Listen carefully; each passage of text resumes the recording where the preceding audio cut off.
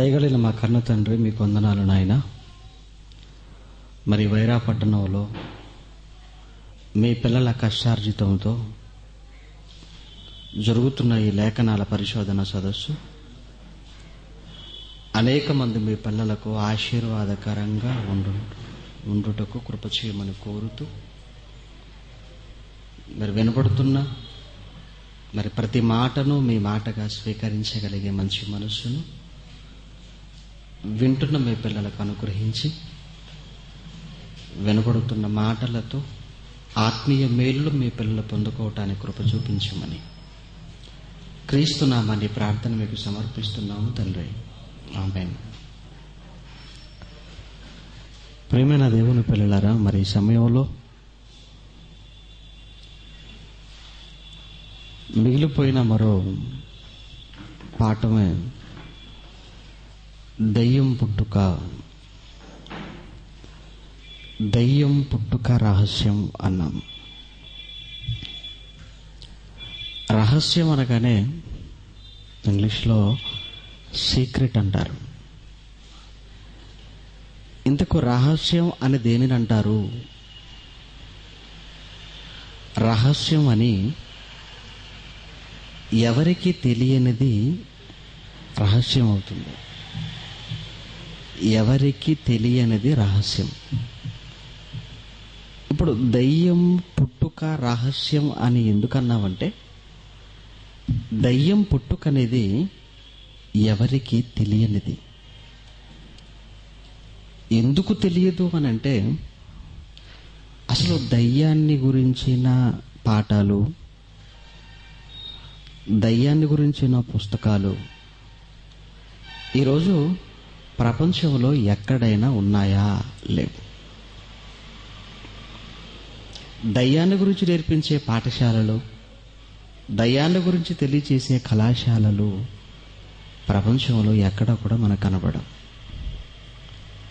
ఇక ఈ సమాజానికి దయ్యము అనగానే ఏదో తెల్ల చీరతో నెత్తంతా విరబోసుకొని, పాదాలు వెనక్కి తిరిగి, చేతులు పొడవుగా,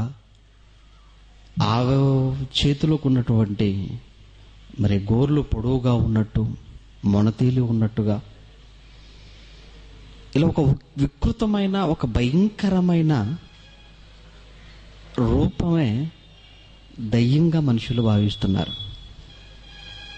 వాస్తవానికి అది దయ్యం అని ఒకవేళ అనుకుంటే చాలా పొరపాటు పడినట్టే. అది దయ్యం కాదు. అది కేవలం మనుషులు,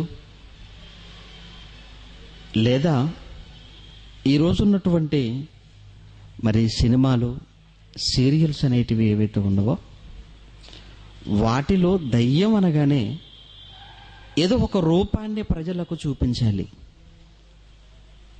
కనుక ప్రజలకు చూపించటానికి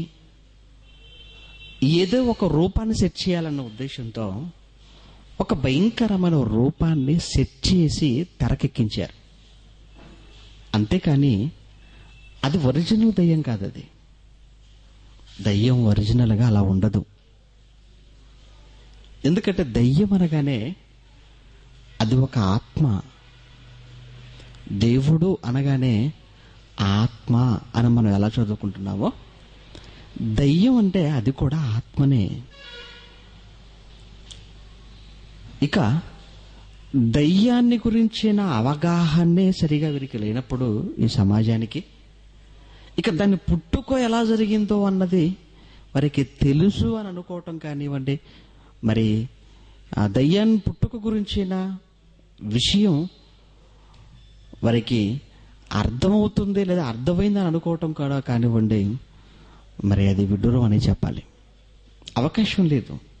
ఎందుకంటే అది ఎలా ఉంటుందో తెలియని వీరికి ఇక అది ఎలా పుట్టిందో అన్న సంగతి ఎలా తెలుస్తుంది? కాబట్టి ప్రియమైన దేవుని పిల్లలారా, దయ్యాన్ని గురించి సవివరంగా, దయ్యాన్ని గురించి పరిపూర్ణంగా మరి తెలియచేసిన పుస్తకం ఉందంటే అది కేవలం ఒక బైబిల్ అని చెప్పాలి. నిజంగా బైబిల్ను అర్థం చేసుకోగలిగితే దేవుణ్ణే అర్థం చేసుకుంటాము అని ఇప్పటివరకు అనుకున్నాం, కానీ దయ్యం కూడా మనకు అర్థమవుతుందండి బైబిల్ చదువుకోవటం వలన. దేవుడు బైబిల్లో అన్ని సంగతులు, అన్ని విషయాలు దేవుడు బైబిల్లో పొందుపరిచాడు. తన గురించి దేవుడు ఏది చెప్పుకోకుండా దాచుకోలేదు. అలానే ఆయనున్న పరలోకాన్ని గురించి కూడా చెప్పక ఏది దాచిపెట్టలేదు. అలానే మన బ్రతుకు పరమార్థాన్ని కూడా ఏమైనా తెలియచేయకుండా ఉన్నాడా అంటే అది కూడా కాదండి. మనం తల్లి గర్భంలోకి పడక ముందు ఎక్కడున్నామో, తల్లి గర్భంలో ఎలా ఉన్నామో, ఈ లోకానికి ఇప్పుడు ఎందుకు వచ్చామో, ఈ లోకంలో ఎలా బ్రతకాలో, ఈ లోకాన్ని విడిచిపెడితే రాబోయే ఏ లోకం మనకు ఆహ్వానం పలుకుతుందో, అక్కడికి వెళ్ళిపోతే పరిస్థితులు ఎలా ఉంటాయో అన్నీ చెప్పాడు ఆయన. అంటే బైబిల్లో లేనిది లేదు అనటానికండి. నిజంగా బైబిల్లో అర్థం చేసుకున్న వారికి మాత్రమే అర్థమవుతుంది. ఈ బైబిల్లో పలానది లేదు అనడానికి లేదండి. అందుకే దేవుడు తన గురించి మనం తెలుసుకోవాలని ఎంత ఆశపడ్డాడో, దయ్యాన్ని గురించి తెలుసుకోవాలి అని కూడా దేవుడు అలానే ఆశపడ్డాడు. ఎందుకు వాడి గురించి తెలుసుకోవటం అవసరమా అని అంటే చాలా అవసరం అండి. ఎందుకంటే వాడు మన విరోధి అన్నాడు దేవుడు. వాడు మన శత్రువు. దయ్యం అనగానే మన విరోధిగా, మన శత్రువుగా పిలువబడిన వాడు, అసలు వాడు పూర్వపరాలు మనకు తెలియటం అవసరం. శత్రువు అన్నప్పుడు ఆ శత్రువును గురించినటువంటి సంగతులు తెలియాలి. లేదంటే ఆ శత్రువు మనల్ని ఏ విధంగానైనా మన పైన అటాక్ చేయొచ్చు, మనల్ని దోచుకోవచ్చు. అందుకే ఈరోజు పక్కగా ఉన్నటువంటి పాకిస్తాన్ విషయంలో భారతదేశం ఎప్పుడు అలర్ట్గా ఉంటుంది, సైన్యం సరిహద్దుల్లో. అలానే భారతదేశము కూడా ఎప్పుడు మా దేశం పైకి దండెత్తి వచ్చేస్తుందేమోనన్న భయం అక్కడ వారిలో కూడా ఉంది. అందుకే పాకిస్తాన్ సరిహద్దు భూభాగములో అక్కడ వాళ్ళు కూడా రాత్రింబగళ్ళు నిద్రపోకుండా వాళ్ళు పహారా కాస్తున్నారు, కాపలా కాస్తున్నారు వాళ్ళు కూడా. ఎందుకంటే ఇవి రెండు ఒకదానికొకటి శత్రు దేశాలు అనుకుంటున్నాయి. అందుకే భారతదేశానికి సంబంధించిన లేటెస్ట్ అప్డేట్స్ అంటారు, కరెంట్ అఫైర్స్, ఏం జరుగుతుంది దేశంలో అన్న సంగతులు తెలుసుకోవటానికి పాకిస్తాన్ ఎలా ఉవ్విలూరుతుందో, పాకిస్తాన్లో ఏం జరుగుతున్నాయో అన్న సంగతులు తెలుసుకోవడానికి భారత ప్రభుత్వం ఎలా ఎదురు చూస్తుందో శత్రు దేశాలు గనక.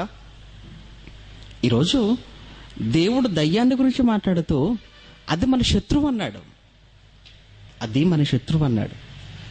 అందుకేనండి దాని గురించి మనం తెలుసుకోవాలి.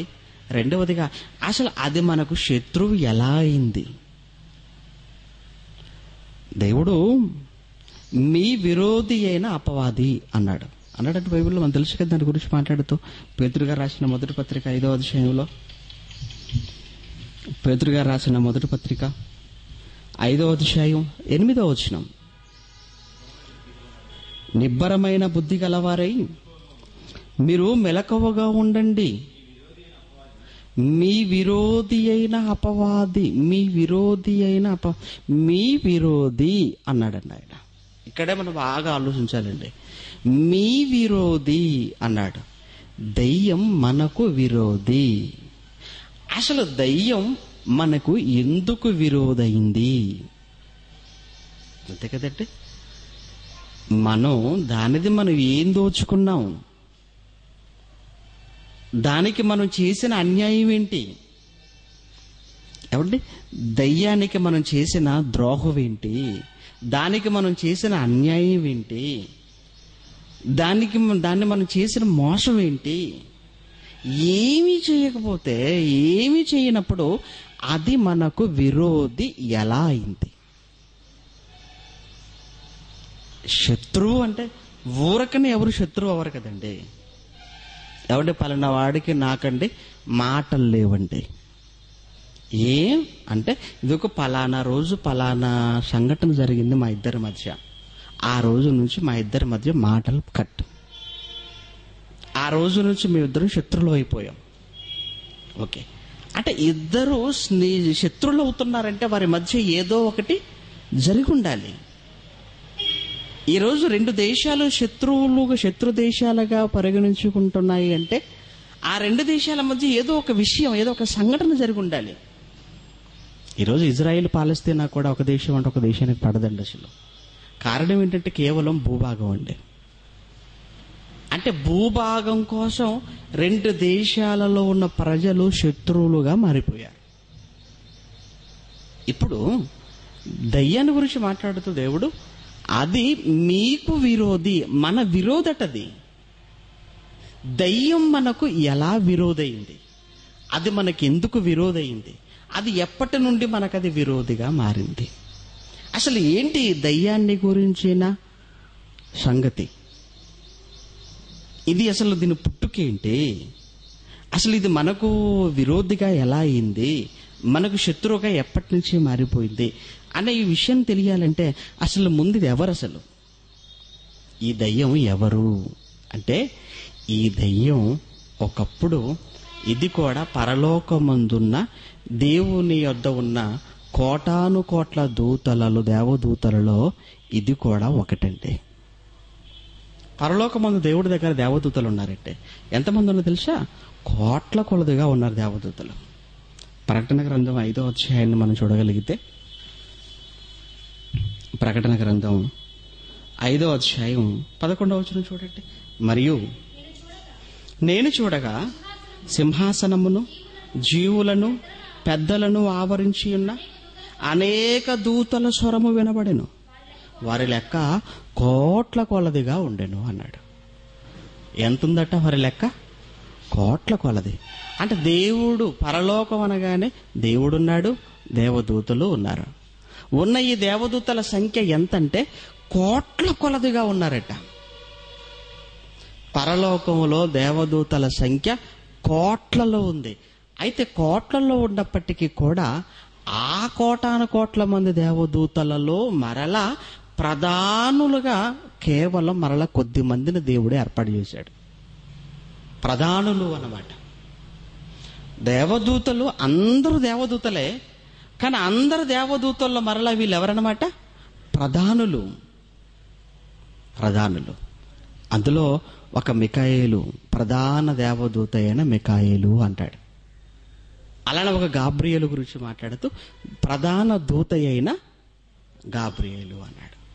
అంటే వీళ్ళు ఎవరన్నమాట? దూతలే, కానీ వీళ్ళకు ఆ దూతల్లో వీళ్ళకున్న పోస్టింగ్ ఏంటంటే ప్రధానులు అన్నమాట.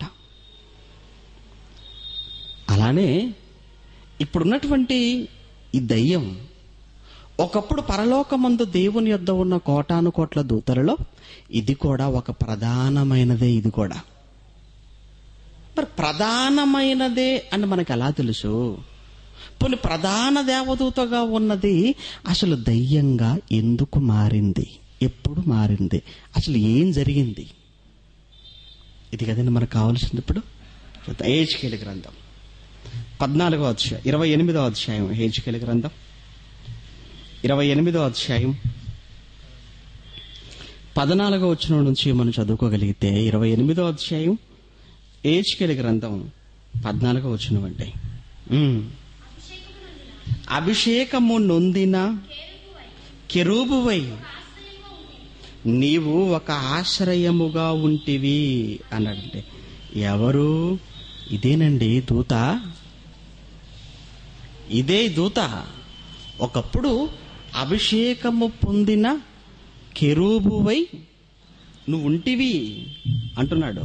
ఇంకా చూడండి తర్వాత, అందుకే నిన్ను నియమించి తిని దేవుడికి ప్రతిష్ఠింపబడిన పర్వతము మీద నీ ఉంటివి. ఏమంటున్నాడండి తర్వాత? ఇంకా కాలుచున్న రాళ్ల మధ్యను నీవు సంచరించుచుంటివి.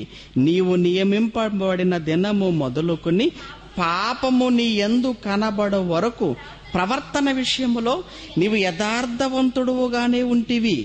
అయితే నీకు కలిగిన విస్తారమైన వర్తకము చేత లోపల నీవు అన్యాయము పెంచుకొని పాపము చేయుచూ వచ్చితివి గనుక దేవుని పర్వతము మీద నీవు ఉండకుండా నేను నిన్ను అపవిత్ర పరచితిని.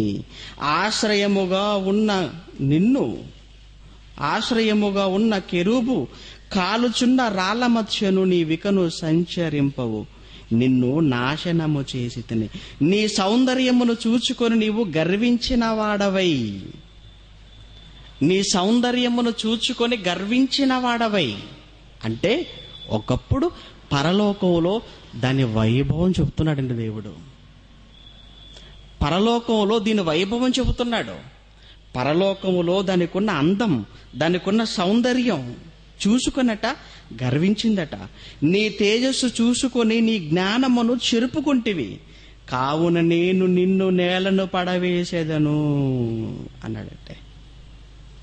అంటే ఇది పరలోకములో ఎంతటి వైభవోపేతమైనటువంటి పరిస్థితుల్లో జీవితంలో ఈ దయ్యం అనగా ఈ దేవదూత ఒకప్పుడు ఉందో అన్న విషయం అండి ఈ మాటలను చూస్తున్నప్పుడు మనకు అర్థమవుతుందండి. ఇంకా పైనుంచి ఇవంతా ఈ సందర్భం అంతా చదువుతున్నప్పుడు ఒకప్పుడు పరలోకంలో ఉన్న దేవదూత ఎలాంటి అవకాశాన్ని దేవుడు దానికి ఇచ్చాడో, ఎలాంటి వైభవాన్ని దేవుడు దానికి ప్రసాదించాడో అన్న సంగతులు ఈ మాటలు చదువుతున్నప్పుడు మనకు అర్థమవుతున్నాయి.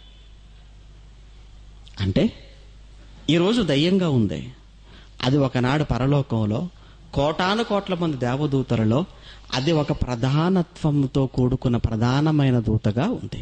మరి ప్రధానత్వములో ప్రధాన దూతగా ఉన్నది అది ఎందుకు దయ్యంగా మారింది? ఏదో ఉంటుంది కదండి, ఏదో కారణం ఉండాలి. ఏదో కారణం ఉండాలి. ఏ కారణము లేకుండా అది దయ్యంగా ఎందుకు మారుతుంది? ఏ కారణము లేకుండా అది ఎందుకు పాపం చేస్తుంది? ఏదో జరిగింది. ఏంటి అసలు ఏం జరిగింది? ఎందుకు అది దయ్యంగా మారిపోయింది? ఎందుకు అది పాపం చేసింది? ఎందుకు లోపల అది అన్యాయాన్ని ఎందుకు నింపుకుంది? ఎందుకు పాపాన్ని రోజు రోజుకి పెంచుకుంది అన్న విషయాన్ని మరో చోట మనం చూడగలిగితే యెషయా గ్రంథం 14వ అధ్యాయంలో, యెషయా గ్రంథం 14వ అధ్యాయం 12వ వచనం. యెషయా గ్రంథం 14వ అధ్యాయం 12లో, తేజో నక్షత్రమా, వేకువ చుక్క, నీవెట్లు ఆకాశము నుండి పడితివి. తేజో నక్షత్రమా అన్నాడండి. అంటే ఎవరు అనుకుంటున్నారు? దయ్యమే, దయ్యం. దీనికంటే బైబిల్లో చాలా పేర్లు వాడబడ్డాయండి. దీనికున్నన్ని పేర్లు ఎవరికి లేవండి భూమి మీద. అసలు దీనికున్నన్ని పేర్లు ఎవ్వరికీ లేవండి. అవసరాన్ని బట్టి మారిపోయేవాడికి కూడా మన పేర్లు పెడుతుంటామండి. చాలా అవసరాన్ని బట్టి మారిపోతుంటాడు. ఈరోజు రాజకీయ నాయకులు కూడా ఎప్పుడు ఏ పార్టీలో ఉంటారో కూడా తెలుసుకోలేకపోతున్నారండి. ఎందుకంటే ఆ పార్టీ మరి ఎవరైతే ఉన్నారో ముఖ్యులు వాళ్ళు చాలా కంగారుగా ఉన్నారు. ఎందుకంటే ఏ పార్టీలో నుంచి ఎవరు ఎటు వెళ్ళిపోతున్నారో కూడా అర్థం కాలేని పరిస్థితులండి.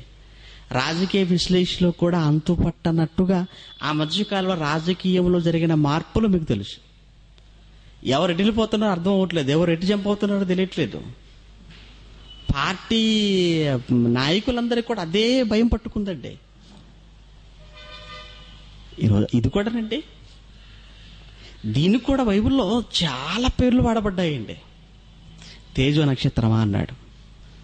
ఏమండి, దయ్యం అని ఒక చోట, అపవాది అని ఒక చోట, శాతాను అని ఒక చోట, అంటే ఘట సర్పం అని ఒక చోట, దుర్మార్గుడు అని ఒక చోట, దుష్టుడు అని మరొక చోట, క్రూర మృగం అని మరొక చోట. అంటే ఎన్ని పేర్లు ఉన్నాయంటే దీనికి.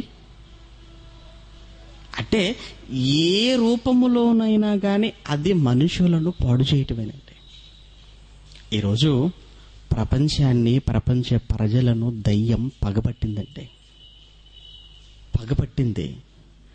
ఎంతగా పగబట్టిందంటే ఈరోజు ప్రపంచ ప్రజల మధ్య మంచన్నది లేకుండగా ప్రతి మనిషి యొక్క మనసును చెరచి, ప్రతి మనిషి యొక్క మనసును పాడు చేసి కుటుంబాలకు కుటుంబాలే కొట్టుకొని చచ్చిపోయే పరిస్థితుల్లోనికి ఈరోజు ప్రపంచం వెళ్ళిపోయిందంటే ఇదంతా ఎవరి చలవా? దాని చలువే. ఇదంతా దాని చలువండి. దయ్యం అర్థం అవ్వట్లేదు. ఈరోజు దయ్యమే ఈరోజు ప్రపంచ ప్రజలందరినీ కూడా ఏలుతుంది, పాలిస్తుంది, అందరిని తన గుప్పిట్లో పెట్టుకుంది. ఒకనాడు యేసుక్రీస్తుతో అన్న మాట, ఈ లోక అధికారము నాకు అప్పగింపబడి ఉన్నది. ఈ లోక అధికారం నాకు అప్పగింపబడి ఉన్నది అంటే ప్రజలందరి మీద అధికారం ఎవరిదనుకుంటున్నావు? యేసు, నాదే అధికారం, నాదే అంటుందనంటది. అంటే అందరూ కలిసి దానిని అధికారిగా చేశారన్నమాట.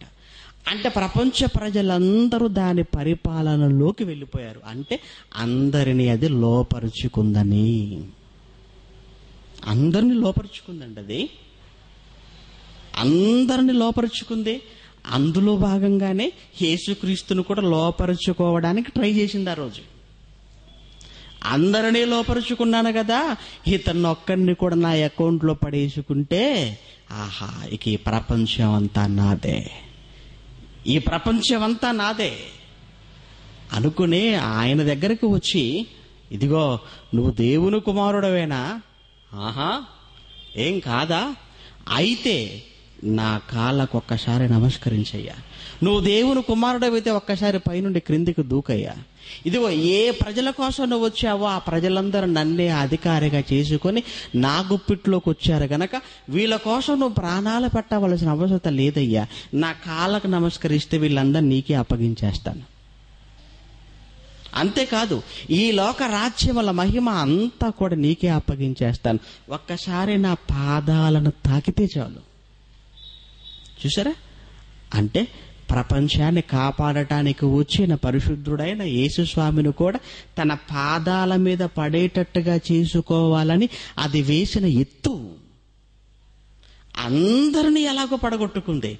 ఈయనను కూడా పడగొట్టుకుంటే ఒక పని అయిపోతుంది.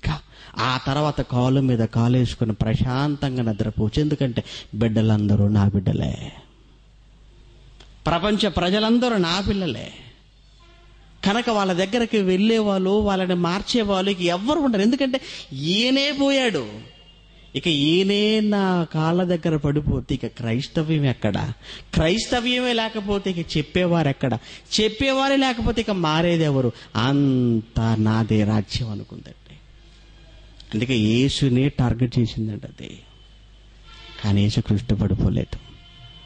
కానీ ఆయన పడిపోకపోయినా ఎంతమందిని పడగొట్టేసిందండి ఈరోజు ప్రపంచంలో. ఎంతమందిని పడగొట్టేసింది ఈరోజు. దేశాలను నాశనం చేస్తుందండి అది. రాజ్యాలను లేపేస్తుంది. ఈరోజు గ్రామాలను సైతం, కుటుంబాలను సైతం వ్యక్తి దగ్గరకు కూడా వచ్చి ఈరోజు మనశ్శాంతిగా లేకుండా, ఒక ప్రశాంతత అన్నది లేకుండా ప్రతి క్షణం భయం గుప్పిట్లో బ్రతికే పరిస్థితిని ఈరోజు ప్రపంచ ప్రజల మధ్య కల్పించిందంటే కారణం దీని వెనక కనిపించిన ఒక అదృశ్య శక్తి. అదే అపవాది, అదే దయ్యం. ఈరోజు ప్రపంచ ప్రజలందరికీ కంటి మీద కొనుక్కు లేకుండా చేసింది ఎవరు? అదే. ఈరోజు సమాజంలో జరుగుతున్న ఇన్ని భయంకరమైన నేరాల, ఘోరాల వెనకాల ఉన్నది కూడా ఎవరో తెలుసా? మనిషి కాదండి, ఆ మనుషులను ప్రేరేపించే దుష్ట శక్తి. అది ఎందుకండి మనుషులు ఇంతగా పగపట్టింది? అది ఎందుకండి ఈరోజు మనుషుల జీవితాలతో ఆటలాడుకుంటుంది?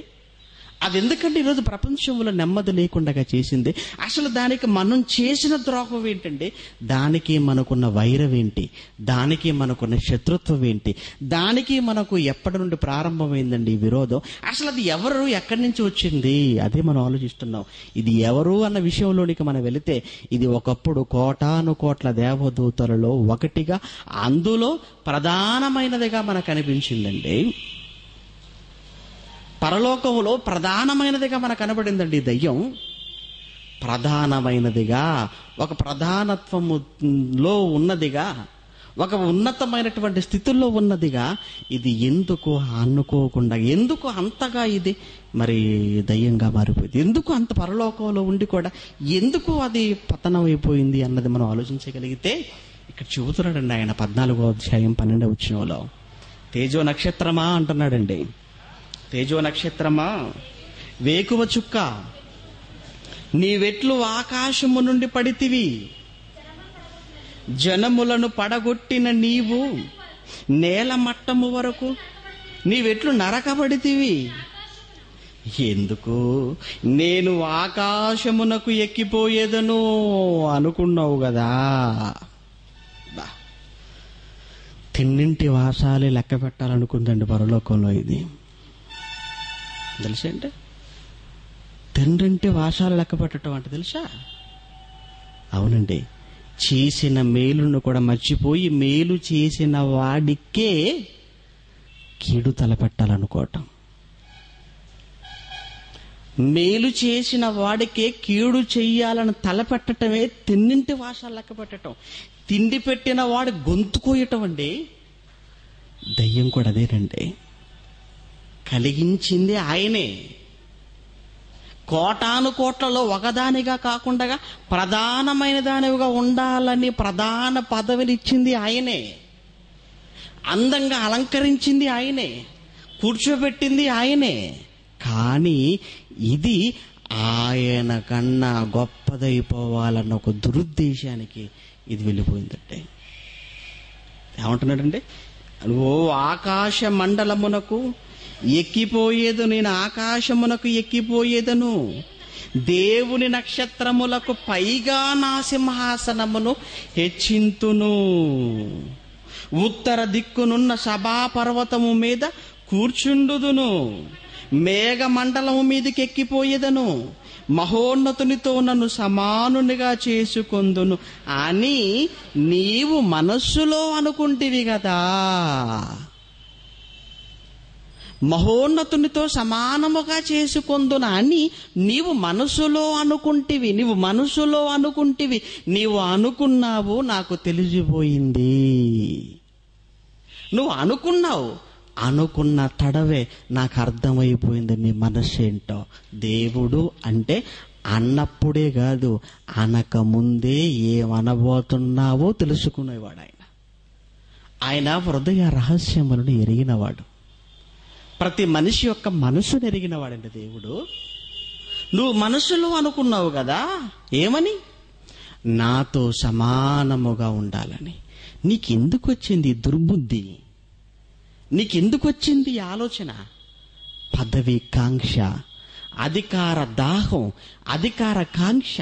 అవునండి, ఈరోజు ప్రపంచ ప్రజలలో ఏమండి అనేకులను వేధిస్తున్నది కూడా ఇదేనండి.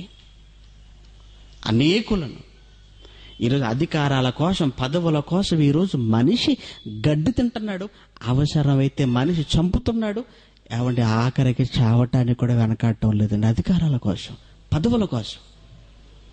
ఈ అధికారాలు, ఈ పదవులు ఇవేవైనా శాశ్వతంగా ఉండేటువంటారు చెప్పండి? ఏ అధికారమైనా ఎంతవరకు అయ్యా? 5 ఏళ్ళు 10 ఏళ్ళు. ఈ 5 ఏళ్ళు 10 ఏళ్లలో ఒకవేళ అధికారం అధిస్థిరమా? పోనీ అధిస్థిరమైన నువ్వు స్థిరమా? నీకు గ్యారంటీ లేదు, నీ అధికారానికి కూడా గ్యారంటీ లేదు. తుమ్మితే ఊడిపోయే ఈ పదవుల కోసం ఈరోజు చావటానికి, చంపటానికి, ఏమంటే మనిషి ఏది చెయ్యటానికైనా కానీ మనిషి వెనుకాడటం లేదంటే ఈ అధికారం, ఈ పదవి అన్నది మనిషికి ఎంత గొప్పదైపోయిందో మీరు ఆలోచించండి. ఇప్పుడు చూడండి, ఒకరోజు యేసుక్రీస్తు శిష్యుల్లో కూడా కొట్లాట వచ్చేసిందండి, గొడవ వచ్చేసింది. మాలో ఎవరు గొప్ప అని కొట్టుకుంటున్నారు వాళ్ళే. ఎవరు? మహనీయుడైన యేసుస్వామితో పాటు నా 12 మంది అంటే శిష్యులు. ఎవరు గొప్ప అండి మాలో అనుకుంటున్నారు వీళ్ళు. పేదరు నేను గొప్ప, లేదు నువ్వు కాదు, నేనే గొప్ప, యాకోబు నేను గొప్ప, లేదు ఎవరు, మన అందరిలో ఎవరు గొప్ప అని వాళ్ళతో అనుకుంటున్నారండి శిష్యులు. వాళ్ళకు వాళ్ళే. యేసుతో ఉండే ఆ ఆలోచన రావటం ఎంత తప్పండి. ఆయన మాటలు వింటూ, ఆయన బ్రతుకును చూస్తూ కూడా, ఆ మహనీయుడు మాటలు చెవులారా వింటూ, ఆయన జీవితాన్ని కళ్ళ ముందు చూస్తూ కూడా ఎవరు గొప్ప అన్న ఆలోచన వాళ్ళు రావటం ఎంత బాధండి, ఎంత తప్పండి అది. మరలా వివాదాన్ని యేసుక్రీస్తే పరిష్కరించవలసిన పరిస్థితి ఏర్పడిందండి. అప్పుడు మరలా ఒక చిన్న బిడ్డను వారి మధ్యకు తీసుకుని వచ్చి, ఇదిగో ఈ చిన్న బిడ్డ లాంటి మనస్తత్వం కలిగిన వారే గొప్పవాడు. ఎందుకు చిన్న బిడ్డను చూపించాడు? అసలు చిన్నపిల్లలకు పదవులు, అధికారాలు కానీ ఇవేమన్నా ఉంటాయని కోరికలు వాళ్ళకు ఏమీ ఉండవు. అంటే ఈ కోరికలు ఏమీ లేకుండా ఉన్నవాడే గొప్పవాడు. వాడే పరలోక రాజ్యంలో అందరికన్నా గొప్పవాడు అవుతాడు. మరలా చెప్పాల్సిన పరిస్థితి ఏర్పడింది ఆయనకి, మహనీయుడికి. ఒకనాడు ఇది పరలోకంలో దేవుడు ప్రధానమైనటువంటి స్థితిలోనే ఉంచినప్పటికీ కూడా దీనికి మరలా కలిగిన కోరిక ఏంటంటే వీళ్ళందరికీ పైగా నేనే ఉండాలి, అంతకు మించి ఆయనతో నేను కూడా సమానముగా ఉండాలి. అంతేకాదు అవసరమై పరలోకాన్ని కూడా నేనే చేజిక్కించుకోవాలి. మరి దేవుణ్ణి ఆయనకి ఇంటి వేయాలి పరలోకం నుంచి. దేవుణ్ణి పరలోకము నుంచి ఇంటి వేసి ఇదే పరలోకంలో స్థిరపడిపోవాలనుకుందంటే అసలు దానికి ఎంత ధైర్యం, ఎన్ని గుండెలండి దానికి అసలు. ఎందుకంటే ఆయన నోటి మాట వలన కలిగిందండి అది. దూత ఆయన నోటి మాట వలన కలిగింది. ఆయన నోటి మాట వలన కలిగింది ఆయన మీదకే తిరగబడటం అంటే, ఆయనతో సమానముగా పోల్చుకోవటం అంటే, ఆయన మీదకే యుద్ధానికి వెళ్ళి అవసరమైతే ఆయన్ని గెంటి వేసి పరలోక సింహాసనాన్ని నేనే చేజిక్కించుకోవాలనుకుందంటే ఎంత ధైర్యం వచ్చేసిందండి దీనికి అసలు. అసలు దీనిలో ఈ ఆలోచన రావటానికి కారణం ఏంటి?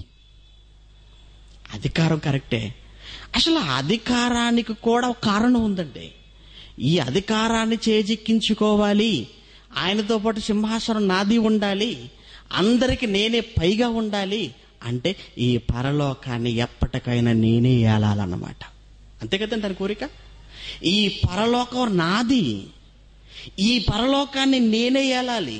మరి ఎవరు నా కళ్ళ ముందు పరలోకములో ఉన్న ఈ సింహాసనంపై కూర్చొని ఏలడానికి వీలు లేదు.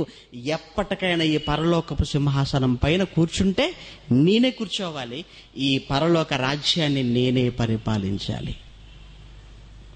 ఎందుకు వచ్చింది దీనికి ఆలోచన అంటే, దీనికి ఆలోచన రావటానికి ముందు దేవుడిలో ఒక ఆలోచన వచ్చింది. దీనికి ఆలోచన రావటానికి ముందు దేవుడిలో ఒక ఆలోచన ప్రారంభమైంది. ఆ ఆలోచనే మనలందరినీ కనాలన్న ఆలోచన. దేవుడికి ముందుగా వచ్చిన ఆలోచన ఏంటంటే మనలందరినీ కనాలి, అనేక మంది పిల్లలు నాకు కావాలి. మరి అనేక మంది పిల్లలను కనాలన్న కోరిక, ఆ కనాలన్న కోరికలో భాగంగా నా పిల్లలకి ఎప్పటికైనా ఈ పరలోక రాజ్యాన్ని వారికే ఇవ్వాలని ఆయన అనుకోవటం. అందుకే ఒకనాడు దూతలందరినీ సమావేశపరిచాడు. చెబుతున్నాడు, పనివాళ్ళు కదా, ఆ పని వాళ్ళ సమావేశంలో ఆ దేవదూతల సభలో దేవుడు మాట్లాడుతున్నాడండి. దేవదూతలు కూడా సభలు పెడతాడండి దేవుడు అప్పుడప్పుడు. మనం అప్పుడప్పుడు ఎలా స్వార్థ సభలు పెట్టుకుంటామో, మనకిక్కడ రాష్ట్రంలో, కేంద్రంలో మరి వర్షాకాల సమావేశాలు, శీతాకాల సమావేశాలు, వేసవికాల సమావేశాలు జరుగుతుంటాయి కదండి. అసెంబ్లీలో, పార్లమెంటులో, పరలోకంలో కూడా దేవుడు సమావేశాలు పెడుతుంటాడు దేవదూతలకు. ఆ దేవుడు ఏర్పాటు చేసే ఆ దేవదూతల సమావేశములోనండి అక్కడ అంతా దేవుడే మాట్లాడతారండి. అంతే, ఆయన మాటే ఫైనల్. మరి నేను ఇలా అనుకుంటున్నాను, ఇది నా అభిప్రాయం, అదే ఉండదు. ఇక్కడైతే ఒక ఎమ్మెల్యే కానీ, ఒక ఎంపీ కానీ, లేదా ఒక మంత్రి కానీ తన అభిప్రాయాన్ని పార్లమెంటు ముందో, అసెంబ్లీ ముందో పెడితే దానికి మిగతా వాళ్ళందరూ కూడా ఆమోద ముద్ర వేస్తే అప్పుడు అది ఒక చట్టంగా అప్పుడు ప్రజల మధ్యకు వస్తుంది. కానీ పరలోకంలో అలాంటిది ఏమీ లేదండి. ఆయన మాటే అంతే, ఇంకా చట్టం. అందుకే పరలోకంలో జరిగేటువంటి దేవదూతల సమావేశాలు భూమి మీద జరుగుతున్న సమావేశాలలా ఉండవు. అసెంబ్లీ సమావేశాలు మీరు ఇప్పుడు చూశారో లేదో, అసెంబ్లీ సమావేశాల్లో వీళ్ళు ప్రజల గురించి మాట్లాడటం తక్కువ, వాళ్ళ గురించి మాట్లాడుకోవటం ఎక్కువ. మాటలు తక్కువ, చేతలు ఎక్కువ. అంటే ఒకరి మీదకి ఒకరు కుర్చీలు విసిరేసుకోవటాలు, మైక్ స్టాండ్లు విసిరేసుకోవటాలు, చెప్పులు విసిరేసుకోవటాలు, ఒకరినొకరు లేపి ఎత్తేయడాలు. ఎక్కడా అబ్బో, మనం ఓటేజ్ గెలిపించాము చూసారా మన నాయకులు, ఎమ్మెల్యేలు, అక్కడికి వెళ్ళి ఏం చేస్తున్నారు? హైదరాబాద్లో కంటే ఒకరినొకడు కొట్టుకుంటున్నారు అక్కడ. అదే అసెంబ్లీ హాలా, అదే బాక్సింగ్ హాలా? చూసారా ఎలా మారిపోయాయో? పార్లమెంట్లో ఏం చేస్తున్నారు? అక్కడ కూడా అదే పరిస్థితి. ఎప్పుడు పెట్టుకొని చూడండి. ఇక అక్కడ కూర్చుంటాడండి, మాట లేని వాడిని కూర్చోబెడతారండి. అక్కడ మాటలాడలేని వాడిని కూర్చోబెడతారండి స్పీకర్గా. ఆడికి తెలిసింది ఒక రెండు పదాలండి, ప్లీజ్ సైలెన్స్, ప్లీజ్ సైలెన్స్, కూర్చోండి, లేవండి, సభ వాయిదా, అంతే. ఇంతకు మించి ఈ మాటలు తప్పండి అక్కడ కూర్చున్న స్పీకర్ ఇంకే మాట మాట్లాడితే మీరు ఇప్పుడు విన్నారండి? Please silence, please silence, please silence అంటాడు. ఇక ఆ తర్వాతకి ఓపిక అయిపోతుంది. అంటనే అంటాడు, సభను వాయిదా వేస్తానమంటే లేచి వెళ్ళిపోతాడు. అంతేనండి, అంతకు మించి ఇంకేం ఉండదండి ఇంకా సమావేశంలో. మళ్ళీ దానికోసం అండి కోట్ల రూపాయలు ఖర్చు అండి. మరలా జరిగే వారం రోజులో లేకపోతే 10 రోజులో 20 రోజులో కానీ మళ్ళీ కోట్ల రూపాయలండి. అదే అనుకుంటారు మందేనండి. అంటే ప్రజాధనాన్ని ఈ సమావేశాల పేరుతో తింటున్నారండి, మొత్తం పొడి చేసేస్తున్నారండి వాళ్ళు. పరలోకంలో సమావేశాలు అలా ఉండవు. దేవుడు వచ్చాడంటే అంత నిశ్శబ్దం, అంతే. అక్కడ దేవుడు కూడా సైలెన్స్, కూర్చోండి కూర్చోండి కూర్చోండి ఏ ఉండడు. అసలు అలా మాట్లాడండి ఆయన. ఎందుకంటే దేవుడు వస్తున్నాడన కానీ అంత పరలోకం అంతా సమావేశం అంతా పిన్ డ్రాప్ సైలెన్స్. ఎందుకంటే దేవుడు అంటే ఆయన చాలా సీరియస్గా ఉంటాడండి. దేవుడు సమావేశంలో దేవుడు చాలా సీరియస్గా ఉంటాడు. అందుకే 89వ కీర్తన 7వ వచనంలో మీరు చూడగలిగితేనండి, ఆయన దేవదూతల సభలో మిక్కిలి భీకరుడు అంటాడు. తన చుట్టూ ఉన్న వారందరికన్నా ఆయన భయంకరుడు. అమ్మో, ఆయన ముందు మాట్లాడడమే, దేవుడు ముందు మాట్లాడడమే. అలానే ఒకరోజు సమావేశాన్ని ఏర్పాటు చేశాడండి. ఆ సమావేశంలో ఆయన నిర్ణయాన్ని చెబుతున్నాడు. ఏంటా నిర్ణయం? ఇదిగో వినండి సేవకులారా, మీరందరూ కూడా. నేను ఒక నిర్ణయం తీసుకున్నాను.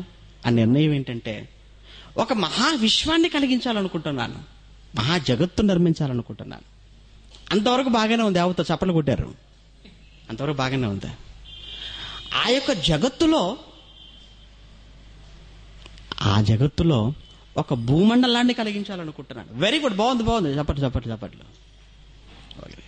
ఆ భూమండలం పైన నా పిల్లలను కనాలనుకుంటున్నాను అనగానే అందరూ కొట్టారు, ఇది మాత్రం కొట్టలేదండి. అమ్మో, పిల్లల్ని కనాలనుకున్నాడు అంటే ఈయన ఇదేదో ఉందన్నమాట. చాలా ఎత్తేసాడు. ఏంటి, పిల్లలంటే వారసులు అంటే అర్థం ఏంటి? ఆ తర్వాత ఆయన తదనంతరం ఈ రాజ్యం అంతా ఇదంతా ఎవరికైపోతుంది? వాళ్ళకైపోతుంది. అంటే ఈ పరలోక రాజ్యాన్ని ఇవ్వటానికే, వాళ్ళ చేతుల్లో పెట్టడానికే పిల్లలను కనాలనుకుంటున్నాడు అన్నమాట. ఇంకేముందండి, ఇక ప్రారంభం అయిపోయిందంటే, ఎప్పుడైతే పిల్లలను నేను కనబోతున్నానో కనబోయే ఆ పిల్లలకే ఈ పరలోక రాజ్యాన్ని వారికి దారాదత్తం చేయబోతున్నాను. ఆ పిల్లలకి ఈ పరలోక రాజ్యాన్ని రాసివ్వబోతా. అంతే కదండి, గర్భాన పుట్టిన వాడికే కదండి ఆస్తులు వారసత్వంగా వచ్చేది. ఇప్పుడు పరలోకమందున్న దూతలు ఆయన కన్నవారు కాదు, వాళ్ళంతా మాట వలన కలిగిన వారు. దేవుడు దేవదూతలు కనలేదు, దేవదూతలు దేవుడు కుమారులు కారు. మరి వాళ్ళందరూ ఎవరంటే హెబ్రీ 1:14 మీరు చూడగలిగితే, వీరందరూ రక్షణయను స్వాస్థ్యమును పొందబోవు వారి కొరకు దేవుడు ఏర్పాటు చేసిన సేవకులైన ఆత్మలు అన్నాడండి. అంటే ఎవరంటే ఈ దేవదూతలు? వీళ్ళంతా సేవకులు, అంతేకాని వీళ్ళు కుమారులు కారు. కుమారులు అవ్వాలంటే కనాలి, కుమారులు కనబడిన వారు అవుతారు. ఈ దేవదూతలంతా నోటి మాట ద్వారా అనగా వచ్చినవారు. ఈరోజు మనం ఉన్న ఈ ప్రకృతి ఇదంతా కూడా పంచభూతాలమయం అంటున్నాం, దేవదూతలమయం. మరి ఈ పంచభూతాలను లేదా ఈ ప్రకృతిని దేవుడు ఎలా కలిగించాడు? నోటి మాట ద్వారా కలిగించాడండి, మాట ద్వారా.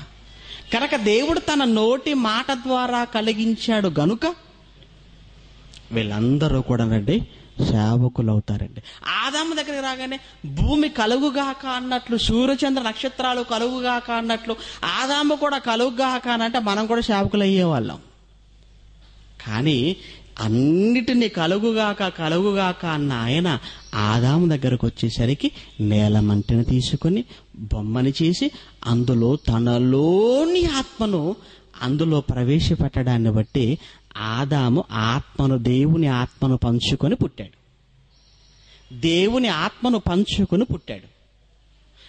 ఆదాములో ఉన్న ఆత్మే అనేక మంది తండ్రుల గర్భాలను దాటుతూ మనలోనికి వచ్చిందండి. అంటే ఈరోజు మనలో ఉన్న ఆత్మ కూడా ఒకనాడు దేవునిలో నుంచి వచ్చింది. అంటే మనం అందరము కూడా దేవుని ఆత్మను పంచుకొని పుట్టిన వారము. అంటే దేవుని ఆత్మను పంచుకొని పుట్టామంటే మనం అందరము దేవునికి ఏమవుతాము? పిల్లలమవుతాం. మరి మనం అందరము దేవుని పిల్లలమైతే పరలోకం ఎవరిదవ్వాలి? మనదవ్వాలి. అందుకే దేవుడు నా పిల్లలను కనబోతున్నాను, ఆ పిల్లలకి నేను పరలోకాన్ని ఇవ్వబోతున్నాను అనగానే అలా ఎలా ఇస్తావు నువ్వు? అంత నీ ఇష్టమే, అంత నీ ఇష్టమేనా? లేదు. ఎన్ని వందల కోట్ల సంవత్సరాలుగా పరలోకంలో నీకు మేము సేవ చేస్తున్నాం కదా. ఎందుకింత సేవ చేస్తున్నావు? ఎందుకింత పరిచర్య చేస్తున్నావు? ఎందుకు నువ్వు చెప్పిన మాటకు మేము లోపడి ఎందుకు పని వాళ్ళగా మేము మారిపోయావంటే ఏదో ఒక రోజున ఈ పరలోకం మాకు దక్కకపోతుందా అన్న ఒకే ఒక ఆశ. కానీ ఈరోజు మా ఆశ పైన నీళ్లు చల్లవు నీ నిర్ణయంతో. అంటే ఈ రోజున పిల్లలు కనాలని నువ్వు అనుకున్నావు గనుక ఆ పిల్లలకి నువ్వు పరలోకాన్ని ఇవ్వాలనుకుంటున్నావంటే అంటే ఏ రోజుకి ఈ పరలోకానికి మాకు దక్కే అవకాశం లేదు.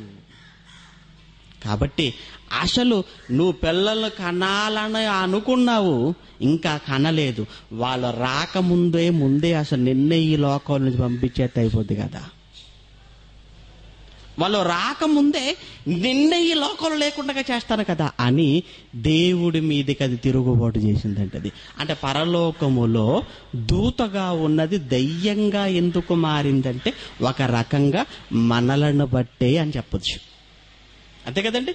దేవుడు పిల్లలను కనాలనుకుంటున్న ఆ నిర్ణయమే దానిని ఎలా మార్చేసింది? ఇప్పుడు దయ్యంగా మార్చేసింది. ఒకవేళ దేవుడు ఈ నిర్ణయమే తీసుకోకపోతే అది దేవదూతగానే అలానే కంటిన్యూ అయిపోయేది.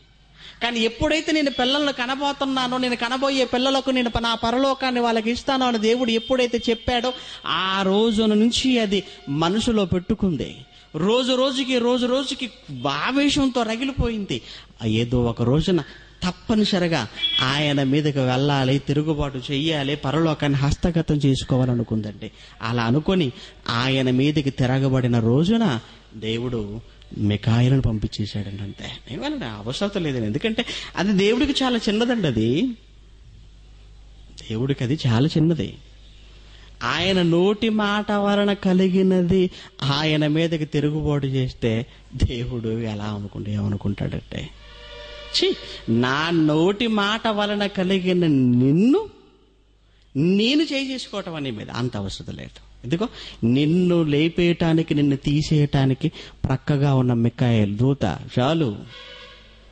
దేవుడంటే ఏమనుకుంటుందండి? దేవుడంటే చాలా చిన్నగా ఆలోచించిందండి అది. కానీ ఏమైనా దాని ధైర్యం మీరు చూడండి, ఏమంటే మట్టి ఆ కుమ్మరివాణి వలన చేయడం ఒక పాత్ర. ఏమంటే కుమ్మరివాడి మీదకి తిరుగుబాటు చేస్తే కుమ్మరి ఏం చేస్తాడు? దాన్ని ఉన్న ఆకారం కూడా లేకుండా మళ్ళా మట్టిలో ముద్దగా కలిపేస్తాడు. చేయబడిన ఆ మట్టి పాత్ర నన్ను ఎందుకు పెంకుగా చేశావు, నన్ను ఎందుకు ఎలా గుండ్రంగా చేశావు, నన్ను ఎందుకు ఎలా స్తూపాకారంగా చేయలేదు, నువ్వేంటి అసలు అని ఒకవేళ కుమ్మరి మీదకి తిరగబడింది అనుకో, నీ పని ఇట్లుందా? ఏదో మట్టిలో మట్టిగా ఉండటం కన్నా ఏదో ఒక ఆకారం ఇచ్చాను కదా అన్న ఆనందంతో ఉండవలసింది పోయి నాకెందుకు ఈ రూపం ఇచ్చావంటే అసలు నిన్ను నామరూపాలు లేకుండా చేస్తాను అని తీసుకెళ్ళి మరలా మట్టిలో కలిపేశాడు అనుకో. అప్పుడు ఏం చేయాలంటే ఉన్న ఆకారం కూడా పోగొట్టుకుని ఏడవాలి. ఇప్పుడు పోనీ దేవదూతగా అందులో ఒక ప్రధానమైనటువంటి పొజిషన్లో దేవుడు దాన్ని పెట్టినప్పుడు ఏమండి ఆ యొక్క హోదాలో, అదొక పదవిలో అది కొనసాగుతూ ఆనందంగా ఉండవలసినది పోయి ఆయన మీదకి తిరుగుబాటు చేస్తే ఇప్పుడు దేవుడు మిఖాయేలును పంపించేశాడండి. ఇప్పుడు యుద్ధం జరుగుతుందండి. దేవుని పక్షాన వెళ్ళని మిఖాయేలు అది చెడిపోయిందే కాక మరికొంతమందిని కూడా చెడిపేసిందండి. సైన్యాన్ని తయారు చేసుకుందండి. మరికొంతమంది సైన్యాన్ని తయారు చేసుకుంది. మొత్తానికి దానికి ఒక సైన్యం, మిఖాయేలుకు సైన్యం, పోరాటం జరుగుతుంది. పరలోకంలో యుద్ధం జరుగుతుందండి. ఆ యుద్ధంలో ఏం జరిగిందో ప్రకటన గ్రంథం 12వ అధ్యాయం చూడండి. ప్రకటన గ్రంథం 12వ అధ్యాయం 7వ వచనం అండి. అప్పుడు పరలోకమందు యుద్ధము జరిగెను. మిఖాయేలును అతని దూతలను ఆ ఘట సర్పంతో యుద్ధము చేయవలనని ఉండగా, ఆ ఘట సర్పమును దాని దూతలను యుద్ధము చేసిరి గాని గెలవలేకపోయిరి గనుక పరలోకములో దానికి స్థలము లేకపోయెను. అయిపోయిందండి. అప్పటి వరకు పరలోకములో ఉన్నది ఇప్పుడు పరలోకం నుండి ఏమైపోయింది? గెంటివేయబడినది. అదే అక్కడ యెషయా గ్రంథంలో మనం చదువుకున్నాం.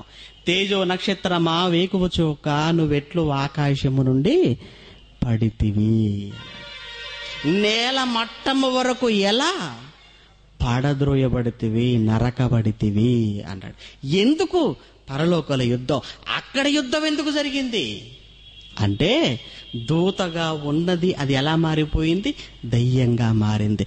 అది దయ్యంగా ఎందుకు మారింది అంటే మనం రాబోతున్నామని దానికి పిచ్చి పెట్టింది. మనం రాబోతున్నామని అది దయ్యంగా మారిపోయింది. దేవుడు మనకు పరలోకాన్ని ఇస్తాడని చెప్పేసరికి అది కుట్రలు కుతంత్రాలతో లోపల పాపాన్ని నింపుకొని అనేక మందిని పాడు చేసి తనతో పాటు సైన్యంగా చేసుకొని ఏమంటే దేవుడు మీదకు తిరగబడితే దేవుడు పక్షాన వెళ్ళిన మిఖాయేలు దానిని ఓడించి ఆ తర్వాత దేవుడి చేత అది పరలోకం నుంచి గెంటి వేయబడినదండి. అంటే ఇంతకు ఈ దయ్యం ఎక్కడ? పరలోకములోనే పుట్టిందండి. అది అక్కడ ఎందుకు పుట్టిందంటే మనలను బట్టి అండి. మనలను బట్టి అది దయ్యమైంది గనక దేవుడు పేతురు గారి ద్వారా మాట రాయించాడు. ఏమని? మీ విరోధి అయిన అపవాది, మీ విరోధి అయిన అపవాది. దానికి మనకు ఎప్పుడు విరోధం అంటే మనం పుట్టక ముందు అది మనకు శత్రువే కూర్చుంది. శత్రువు ఏంటంటే అది మనకు విరోధి అయ్యే సమయానికి అసలు మనం ఇంకా లేము. అంటే మనం ఎలాంటి వాళ్ళం అంటే మనం పుట్టక ముందే మన శత్రువు పుట్టాడు. ముందు మనం పుట్టామా శత్రువు పుట్టాడా అంటే మనకన్నా ముందు పుట్టింది ఎవరు? శత్రువు పుట్టాడండి. అంటే మనకన్నా ముందు శత్రువు పుట్టాడంటే ఆ శత్రువు మన కోసం ఎంతగా ఎదురు చూస్తుంటాడు చెప్పండి. ఎప్పుడు వస్తాడా వేసేయాలా, ఇప్పుడు వస్తాడా వేసేయాలి. ఎందుకంటే ముందు వాడే పుట్టాడు.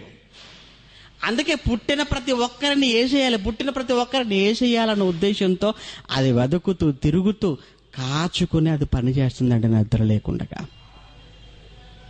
కేవలం మన కోసమేనండి అది. అందుకే దేవుడు మీ విరోధి, మీ విరోధి, మీ విరోధి, మిమ్మల్ని బట్టి అది నాకు విరోధి. అంతే కదండి. మీకు విరోధి అయిందంటే నాయన నాకు కాదా? కానీ ప్రప్రథమంగా అది ఎవరిని బట్టి అది విరోధిగా మారిపోయింది నాయన? మిమ్మల్ని బట్టి. అది మీకు విరోధి అయింది కనుక అది నాకు కూడా విరోధే. అదేనండి. కేవలం పరలోకం దక్కదన్న ఒకే ఒక్క కారణం, మనం పుడితే దానికి పరలోకం రాదన్న ఒకే ఒక్క కారణంతో, మన రాకతో పరలోకాన్ని ఆయన అనుభవించలేమోనన్న ఆలోచనతో, మనం దాని పరలోకానికి మనం అడ్డుపడుతున్నామన్న ఒకే ఒక్క కారణంతో అది పరలోకంలో దయ్యంగా మారిపోయి ఈ లోకానికి అది పడద్రోయబడింది. హెబ్రీ పత్రిక 2వ అధ్యాయం కూడా చూడండి. హెబ్రీ పత్రిక 2వ అధ్యాయం 5వ వచనం అండి. హెబ్రీ పత్రిక 2వ అధ్యాయం 5వ వచనం. మనము మాటలాడుచున్నటువంటి ఆ రాబోవు లోకము ఏదైతే ఉందో ఆ రాబోవు లోకమును ఆయన దూతలకు లోపరచలేదు. లోపరిస్తే అసలే ఉండకపోయేది. రాబోయే లోకం అనగా పరలోకం ఆయన దూతలకు లోపరచలేదు. మరి ఎవరికి లోపరచాలనుకున్నాడు? మనకెందుకు లోపరచాలనుకున్నాడు? మనం ఆయన పిల్లలం కనుక. అంటే తల్లిదండ్రుల కష్టార్జితం పిల్లలకు రావాలి. అలానే పరలోకం ఆయన కష్టం అనుకుంటే ఆ కష్టం ఆయన గర్భాన పుట్టిన పిల్లలకు రావాలని ఆయన కోరుకోవటంలో తప్పే ఉందండి. కానీ మనకు దక్కవలసిన దానిని మధ్యలో వచ్చి అది ఎత్తుకుని వెళ్ళిపోవాలనుకుందండి. అది ఎత్తుకుని వెళ్ళిపోవాలనుకుంది గనుక దేవుడు దాన్ని అక్కడ ఉండనివ్వలేదు. దాన్ని గెంటి వేశాడు. కానీ గెంటి వేయబడుతున్నప్పుడే దేవుడితో అదొక శపథం చేసిందండి. ఆ శపథమే, ఇదిగో నీటిని పిల్లల్ని కనాలనుకుంటున్నావు, ఆ కన్న పిల్లల భూమి మీద పెట్టాలనుకుంటున్నావు, ఆ పిల్లలు పరలోకానికి వస్తారని నువ్వు అనుకుంటున్నావు, వారికి నువ్వు పరలోక రాసిద్దామని నువ్వు అనుకుంటున్నావు, కానీ నువ్వు అనుకున్నవన్నీ అవుతాయా? ఇది మాట్లాడటం దేవుడితో. నువ్వు అనుకున్నవన్నీ అవుతాయి అనుకుంటున్నావా? నీ పిల్లలు పరలోకానికి వస్తారని నువ్వు కలలు కంటున్నావా? నీ కలలన్నీ పగటి కలలు చేస్తాను చూడు. నీ కలలన్నీ కళ్ళలుగా చేసేస్తాను చూడు. ఏ పిల్లల కోసం అనుకుంటున్నావో పరలోకం, ఏ పిల్లలు పరలోకానికి వస్తారనుకుంటున్నావో, ఎవరు నువ్వు కూర్చొని సింహాసనంపై కూర్చుంటారని నువ్వు ఆశపడుతున్నావో, ఎదురు చూస్తున్నావో, ఎవరిని బట్టి పరలోకం నన్ను ఉండనివ్వకుండా పరలోకం నుంచి నన్ను పాతాళానికి పంపిస్తున్నావో, వాళ్ళందరినీ కూడా నాతో పాటు పాతాళానికి తీసుకెళ్ళకపోతే నా పేరు శాతానే కాదు, నా పేరు దయ్యమే కాదు. అలాంటి డైలాగ్ ఇచ్చిందండి అక్కడ పరలోకంలో. అది అందుకేనండి ఎవరిని పరలోకం వైపు ఆలోచించనివ్వకుండా చేస్తుందండి. నిజంగా అది దేవుడితో చేసిన శపథాన్ని అది నిలబెట్టుకుందండి. అది నిజంగా ప్రేమ దేవుని పిల్లలు. ఈరోజు ఎవరైనా పరలోకం గురించి ఆలోచిస్తున్నారో చెప్పండి. అసలు అంటే ఏ మనిషి అసలు పరలోకాన్ని గురించిన ఆలోచన లేకుండా బ్రతుకుతున్నాడంటే అంటే పరలోకాన్ని మరిపించిందండి అది దయ్యం. అందరిని మరిపించే పరలోకం తర్వాత అయ్యా ముందు ఈ లోకం గురించి ఆలోచించు, కుటుంబం గురించి ఆలోచించు, డబ్బు గురించి ఆలోచించు, ఉద్యోగాల గురించి, తిండి గురించి, బట్ట గురించి, వీటి గురించి ఆలోచించక చచ్చిపోయిన తర్వాత పరలోకం ఉందంట. అది నిజంగా ఉందో లేదో ఎవడు చూసి వచ్చాడయ్యా, ముందు అనుభవించు లోకం అని నిన్ను చేసిందండి, నిన్ను ప్రేరేపించింది అది. అందుకే కదా పరలోకాన్ని గురించిన ఆలోచన నీకు లేకుండా పోయింది. అది మాత్రం తనకు దక్కని పరలోకం ఎవరికే దక్కకుండా వీల్లేదన్న కక్షతో, కుట్రతో, కుతంత్రంతో ఈరోజు మనుషుల మధ్య పనిచేస్తూ ప్రతి మనిషిని పరలోకం వైపు చూడనివ్వకుండా, దేవుని వైపు చూడనివ్వకుండా, ప్రతి మనిషిని క్రిందికి చూసేటట్టుగా, క్రిందున్న ఈ లోకాన్ని అనుభవించేటట్టుగా మార్చింది తప్ప ఎవరినండి పరలోకం వైపు చూడమని చెబుతుంది ఈ మనిషిని?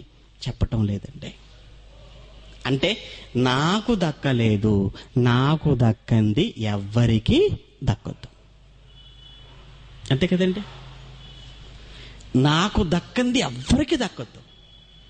చాలా మంది అండి ఇలానే అనుకుంటుంటారంటే, మనుషులు కూడా అలానే అనుకుంటారు. అమ్మాయిని ప్రేమించాడట, ఆ అమ్మాయి ఒప్పుకోలేదట, వీడికి బాగా రగిలిపోయిందండి. ఇంకా నా ప్రేమను తిరస్కరిస్తావా, నిన్ను ఎవడు ప్రేమిస్తాడో చూస్తాను అంటే, నేను ఎవడు ప్రేమించకూడదని నీ మొహం బాగుండకూడదు, నీ మొహం బాగుండకూడదు, నీ మొహం మీద యాసిడ్ పోయాలి. పోసేసాడు. అంటే ఎందుకు పోసేవారు ఆయన? తర్వాత పోలీసు వాళ్ళు అడిగితే వాడు చెప్పేది ఏంటంటే, నాకు దక్కనిది ఎవరికి దక్కొద్దు, నాకు దక్కంది ఎవ్వరికే దక్కొద్దు. షాడిస్ట్ అంటారంటే వీడిని, షాడిస్టులు అలా మారిపోయారంటే కారణం అంటే ఖచ్చితంగా వాడేనండి ఒకనాడు దయ్యం, నాకు దక్కని పరలోకం ఎవ్వరికి దక్కొద్దు, నేను అనుభవించని ఈ మహాలోకాన్ని దేవుని పిల్లలుగా ఎవ్వరూ అనుభవించడానికి వీల్లేదు అని ఈరోజు ప్రపంచాన్నంతటిని తన గుప్పిట్లో పెట్టుకొని దేవుళ్ళ పేరుతో, మతాల పేరుతో, కులాల పేరుతో, వర్గాల పేరుతో, ప్రాంతీయ తత్వాల పేరుతో ఈరోజు మనుషులందరినీ విడదీసేసింది కదంటే. అసలు మనుషులంతా కలుస్తారు ఒక్కటిగా, ఒక ఊరిలో ఉన్నవారే ఒక్కటిగా ఉండరు. ఇక ప్రపంచ దేశాలన్నీ ఒక్కటయ్యేది ఎప్పుడు అంటారు మీరు ఆలోచించండి. ఒక కుటుంబంలో ఉన్నవాడే ఒక్కటిగా ఉండలేకపోతున్నారండి, ఒక కుటుంబంలో ఉంటున్న వాళ్ళే ఒక్కటిగా లేరు. ఇక ఊరిలో ఉన్నవారంతా ఒక్కటయ్యేది ఎప్పుడు? ఊరిలో ఉన్నవారు కులాలుగా విడిపోయారు, ఊరిలో ఉన్నవారు కూడా మతాల పేరుతో విడిపోతున్నారు, ఊరిలో ఉన్నవారు ఉద్యోగాల పేరుతో విడిపోతున్నారు, ఊరిలో ఉన్నవారు వృత్తుల పేరుతో విడిపోతున్నారు. ఇక ఒక ఊరిలో ఉన్న వారిని ఒక్కటిగా చేయటమే కష్టమైతే ఇక ప్రపంచ దేశాల ప్రజలందరినీ ఒక్కటిగా చేయటం అది సాధ్యమయ్యే పనేనా మీరు ఆలోచించండి. అంటే ఎందుకు ఇలా అయిపోయారంటే అది వచ్చి ప్రపంచ ప్రజలందరి మధ్య చిచ్చు పెట్టిందండి. అది ప్రపంచ ప్రజలందరి మధ్య మనస్పర్ధలు, ప్రపంచ ప్రజలందరి మధ్య విభేదాలను కలిగించింది.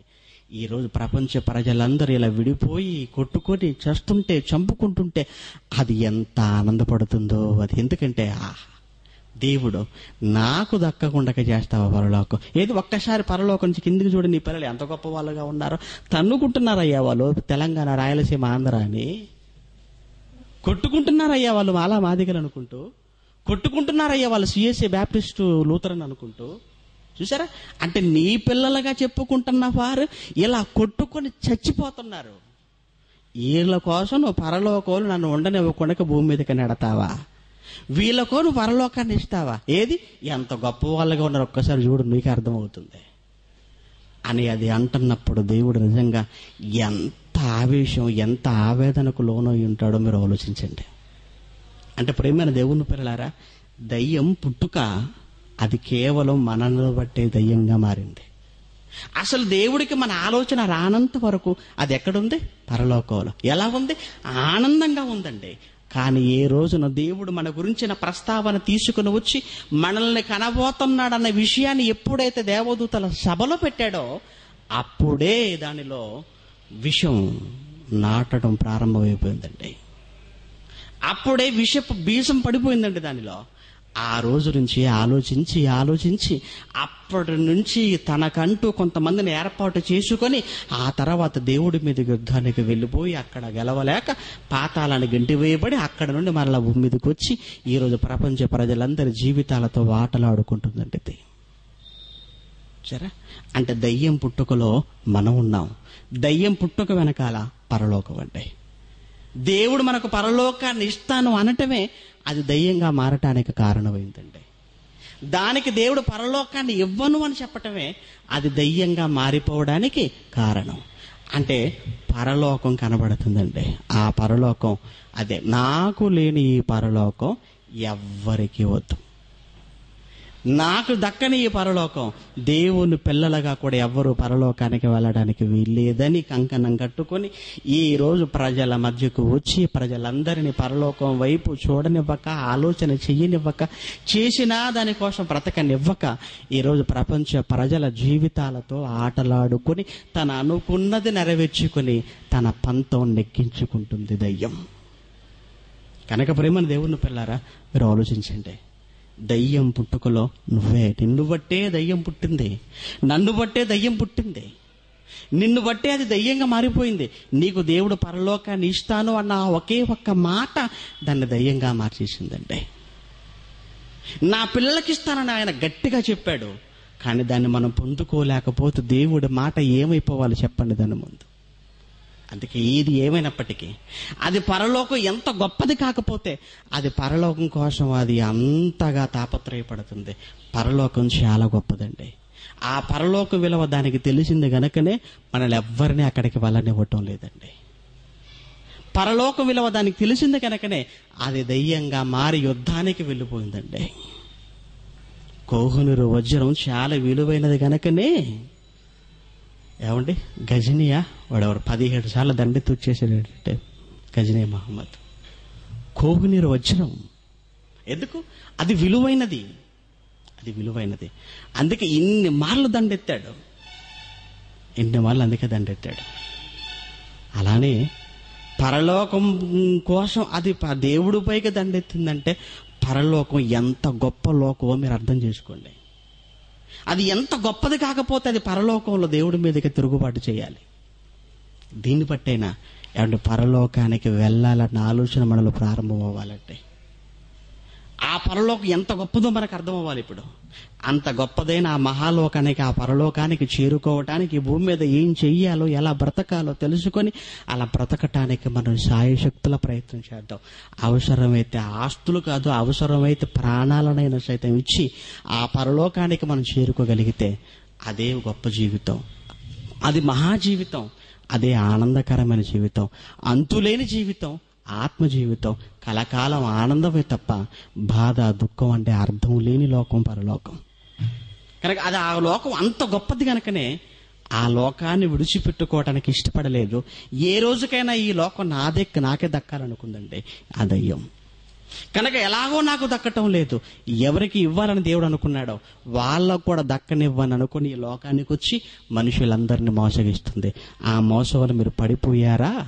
అది మిమ్మల్ని మృంగేసిందా? మీరు కూడా దానితో పాటు పాతాళానికి వెళతారు, పరలోకానికి వెళ్ళలేరు. అందుకే జాగ్రత్త పడండి. ప్రార్థన చేసుకుందాం. కళ్ళు మూసుకోనండి. దయగలిగి మా కన్న తండ్రి, మీకు వందనాలు నాయన. ఒకనాడు పరలోకంలో కోటాను కోట్ల దేవదూతలలో ప్రధాన దూతగా ఉన్నది దయ్యంగా మారటంలో ఉన్న కారణాన్ని, రహస్యాన్ని మీ పిల్లల కళ్ళ ముందు మీ మాటల్లో నుంచి చూపించాను. రహస్యము అని ఎందుకన్నామని ప్రపంచానికి తెలియదు, కేవలం నాయన బైబిల్లో మీరు మాత్రమే వ్రాయించారు.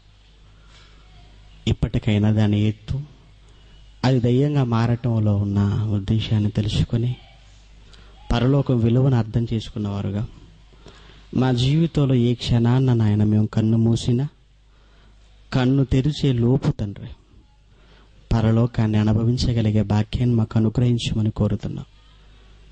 ఈ లోకంలో బ్రతికినంతకాలం మా కోసం ఎలా బ్రతికామన్నది కాదు నాయన, మీకోసం ఎలా బ్రతికామన్నది, మా కొరకు మేమేం చేసుకున్నామన్నది కాదు, మీకోసం మేమేం చేసామన్నదే మాకు పరలోకాన్ని తెచ్చిపెడుతుందన్న ఒక మంచి ఉద్దేశంతో ఈ లోకంలో బ్రతికినంతకాలం మీకు నమ్మకమైన వారంగా బ్రతికి మీ చేతికి మా ఆత్మలను అప్పగించుకునే అదృష్టాన్ని మాకు ఇవ్వండి.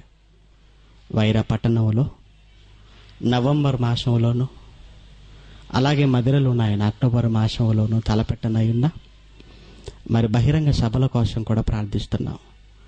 1000 రూపాయల వ్యయంతో కూడుకున్న ఈ సభలను తండ్రి చేతిలో రూపాయి లేకుండానే ముందడుగు వేశాం.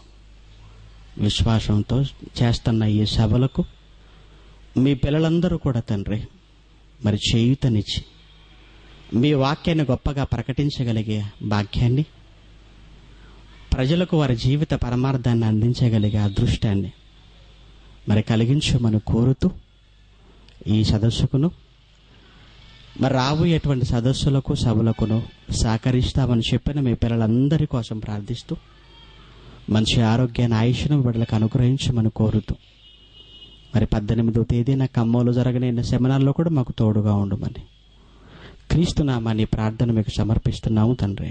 ఆమేన్. మన తండ్రి అయిన దేవుని ప్రేమ, కుమారుడైన యేసుక్రీస్తుల వారి కృప, పరిశుద్ధాత్మని యొక్క అన్యోన్య సహవాసం ఇప్పుడు ఎల్లప్పుడూ సదాకాలం మనందరికీ తోడేని నడిపించునుగాక. ఆమేన్.